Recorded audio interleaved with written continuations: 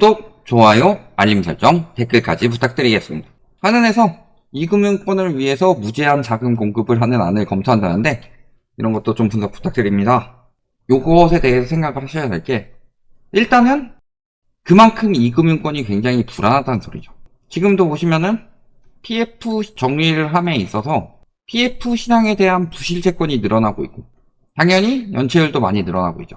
여기에 플러스로 이제 대출 문제도 크죠. 대출 연체율도 늘어나고 있다. 전반적인 고정 이하 여신이라든지 혹은 뭐 연체율이라든지 이런 식으로 회수가 안 되고 있는 게 가장 큰 문제죠. 이것을 통해서 금감원에서는 PF 정리 대책이 나왔고 이 PF 정리 대책을 토대로 강력하게 진행을 하겠다 라고 해놓고서 지금 다 완화, 예외 이런 것들이 나오고 있고 생각보다 커질 수 있는 불안감이 나오니까 지금 한은에서는 정부랑 독립적으로 행동을 해야 함에도 불구하고 이금융권에 돈을 풀겠다 이런 이야기가 나온 거잖아요. 근데 우리가 생각해 봐야 될 게 뭐냐, 무제한 자금 공급을 어떻게 할 것이냐, 이걸 우리가 생각을 해봐야 되겠죠. 첫 번째, 총선 뒤로 숨긴 나라 살림 87조 적자다. 건전 재정이라고 자화자찬하고 있지만 실질적으로 이거는 그거죠. 국가부채 왜 줄었어요? 우리나라 GDP 대비 국가부채 줄었습니다. 왜 줄었는지 다들 아시죠? GDP 대비 가계부채가 줄어드는 것이랑 똑같죠. GDP 기준 자체를 바꿨으니까 2015년에서 2020년 기준으로. 그러면서 기준을 바꾸면서 GDP가 갑자기 늘어나게 됐고 이를 토대로 50%가 넘어가던 GDP 대비 국가부채가 40%대로 다시 떨어졌죠. 건전 재정이지만 적자가 87조다. 이 부분에 대해서 저희가 말씀을 많이 드린 게 총선 전이라서 자금을 엄청나게 풀었고 그렇기 때문에 이 여파가 하반기에 올 수밖에 없다. 지금 미국도 옐런이 돈 어마어마하게 풀고 있죠. 왜 어마어마하게 풀어요? 대선 전이니까. 똑같은 거예요. 그러니까 작년에 하는 마통 엄청나게 빌렸었고 이걸 토대로 한국은행이 마통 안 내준다고 제동을 걸었는데 제동은 무슨 제동이에요? 김제동이었지 그냥. 올해 벌써 32조나 빌려다 쓰고 있다. 그리고 작년에 외평기금에서 20조 충당했는데 올해도 달러 환율이 계속 오르면서 달러 팔아치우고 있죠. 그래서 외환 보유고가 줄었고 올해도 총선 전에 10조나 빼다 썼다. 그러니까 실질적으로 정부는 돈이 없는 거예요. 그러면은 요 무제한 자금 공급을 하는 방법은 크게 두 가지가 있겠죠. 1번 한은에서 돈 찍어서 무제한으로, 2번 5대 은행 등 1금융권에서 2금융권 지원. 그러면은 1번이 가능할 것이냐 2번이 가능할 것이냐. 근데 1번 안은 하기가 쉽지 않습니다. 왜? 한은에서 무제한으로 돈 찍어서 풀면 무슨 일이 벌어진다? 물가가 튄다.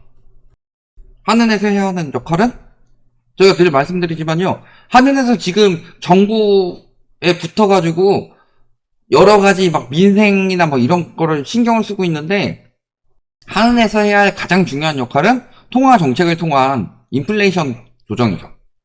디플레이션이 나면은 금리를 내리는 거고 인플레이션이 나면은 금리를 올리는 거예요.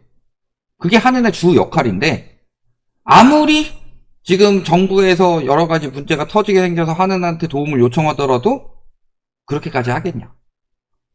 예를 들어서 제가 회사에서 근무해요. 내 일은 5시까지 끝낼 수 있을 것 같아요. 근데 퇴근 시간이 6시예요. 그러면은 1시간 정도 다른 사람들, 바쁜 사람들 업무 협조해 줄 수 있죠. 2시간, 3시간 정도 해가지고 다른 사람들 야근하게 생기면 그 정도 협조를 해줄 수 있죠. 근데 문제는 5시까지 끝내야 되는 내 일을 하나도 안 하고 다 남의 업무 협조해가지고 남들은 정시퇴근 시키고 나 혼자 남아가지고 밤새 야근을 할 것이냐. 그건 아니죠. 이거는 하느니 그렇게 하라는 뜻입니다. 그러니까 요거는 말이 안 된다. 요거밖에 방법이 없죠. 결국은 또 5대 은행한테 지원을 넘기겠다 이 소리예요. 근데 우리가 5대 은행에 대해서 생각을 해봐야 되는데 핵심적으로 5대 은행에서 지금 해야 할 건 뭐예요? 다른 건 둘째치고 은행에서 가장 중요한 역할. 첫 번째, 고객 돈을 안전하게 지켜야 한다. 그다음에 두 번째는요.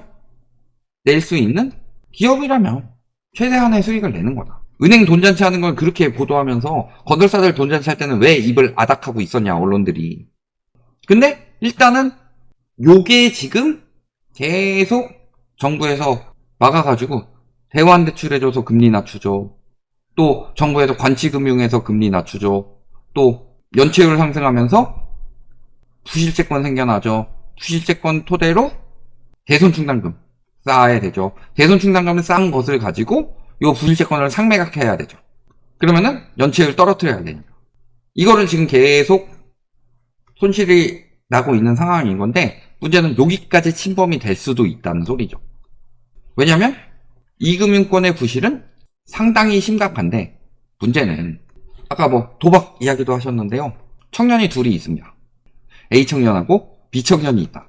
근데 A청년은 진짜 열심히 일하는데 사고가 나서 다쳤어요. 그래서 돈이 없다. 그러면 돈을 빌려줘서 살아날 수 있게 하면 이 돈을 회수가 가능하고 수익도 낼 수 있는 구조가 될 수 있죠. 이자까지 받아가지고 빌려주면은. 근데 B청년이 왔습니다. B청년은 똑같이 돈이 없어요. 근데 이 청년은 왜 돈이 없냐? 도박을 해서 돈이 없다. 그러면은 이 B청년에게 돈을 빌려주면 회수가 불능해지겠죠. 그 가능성이 굉장히 높죠. 그러면 지금 이금융권은 A청년이냐 B청년이냐?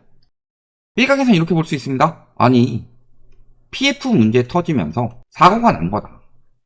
그래서 돈이 없으니까 살려줄 수 있다.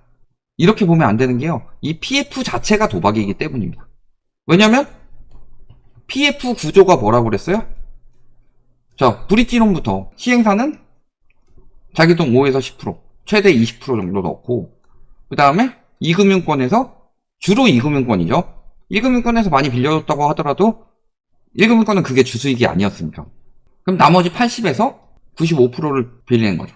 이게 PF로 또 새롭게 돈을 빌려서 브릿지론을 갚고 들어가는 거죠. 근데 이게 고금리죠. 왜? 땅 사는데 대부분 자기 돈 들어갔으니까 처음부터. 그러면은 이 PF 구조 자체가 성공하기 위해서는 부동산 시장이 화랑 정도가 아니라 엄청나게 활성화돼야만 가능한 일입니다. 그러니까 새마을금고 같은 경우 언제부터 들어왔어요? 거의 코로나 직전부터 들어왔잖아요. 엄청나게 활성화되니까. 엄청나게 활성화되는 거는 두 가지가 존재를 해야 됩니다. 첫 번째는 가격이 계속 오를 수 있는 구조이냐.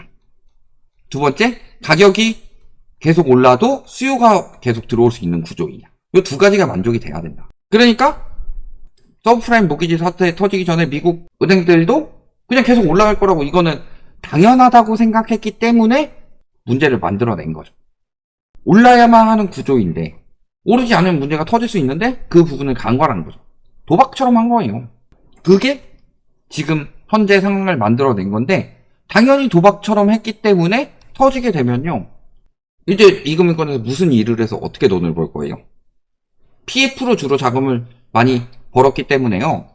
PF 시장 무너지면은 주 수익원이 끊겼죠. 도박처럼 투자한 거죠. 그렇다고 해서 이금융권에서 예대 수익을 많이 낼 수가 있냐? 저축은행 같은 경우 최근에 진짜로 너무 유동성이 없어가지고 돈이 급해지니까 다시 고금리 예금이 나오는데 얼마 전에 금리 엄청나게 낮췄었죠. 오히려 1금융권보다 더 낮다 이런 이야기까지 나올 정도였죠. 왜냐면 예대 수익이 안 나서 차라리 예금도 줄이고 대출도 줄이는 게 손실을 줄이는 방법이다. 이렇게 생각을 했기 때문에. 그렇다는 것은 저런 PF같이 특별히 돈을 버는 투자가 아니라면은 굉장히 실패할 확률이 높다는 소리죠. 지금 그래서 저축은행 지금 9개가 신용등급 떨어졌죠. 그런 거라서 1금융권에서 자금을 공급하게 되면은 손실이 날 가능성이 굉장히 커진다.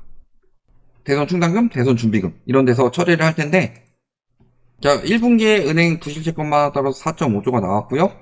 근데 충당금은 절반으로 줄었다. 그러니까 저희가 저번에 그런 이야기를 했던 거예요. 연한계다. 하는 총재가 방통입니다. 아주 신통방통한 사람인데 방통이 가가지고 조조한테 충고를 해주죠. 배를 묶어라. 1금융과 2금융에 배를 묶어라. 근데 저기 화계를 쓸 게 뻔히 보이죠. 근데 배를 묶습니다. 왜? 서북풍이 불고 있으니까. 부동산 시장에 훈풍이라는 서북풍이 불고 있으니까 배를 묶어도 괜찮을 거야. 근데 이게 동남풍이 올 시기죠. 그러면 싹 다 타는 거다. 그래서 이 부분에 대해서 계속 경고를 하는 거고요. 저런 시도는 계속하고 있는데 다만 이번에 무제한이라는 이야기가 더 붙었을 뿐인데 우리가 여기서 생각해야 될 거는 이 무제한에 대해서다. 무제한이 될 거라고 생각하면 무지한 거죠. 왜냐면 1금융권에서는 아무리 조성을 하더라도 한계가 있고 연한계처럼 다 타버리려고 안 하고 언제라도 쇠사슬 끊고 도망갈 게 1금융권이나 2금융권 무너지더라도 그렇다고 한은에서 풀자니 물가 때문에 그게 안 되고 정부에서 풀자니 정부는 돈이 없고 재정력자가 심하고 그래서 무제한이 될 수가 없는 구조다. 다만 1금융권에서 할 수 있는 한계까지 최대한 끌어모으겠다라는 건데 2금융권에서 나오는 손실이 지금 생각보다 크기 때문에 나오는 거예요. 괜히 이복현 금감원장이 세게 잡으려다가 세게 못 잡는 이유가 있다. 왜냐면 공소나 연정이기 때문이죠. 손대면 톡하고 터질 것만 같으니까. 그런 상황이라서 똑같아요. 부실을 안 터뜨리려고 하는데 전이가 되는 거죠.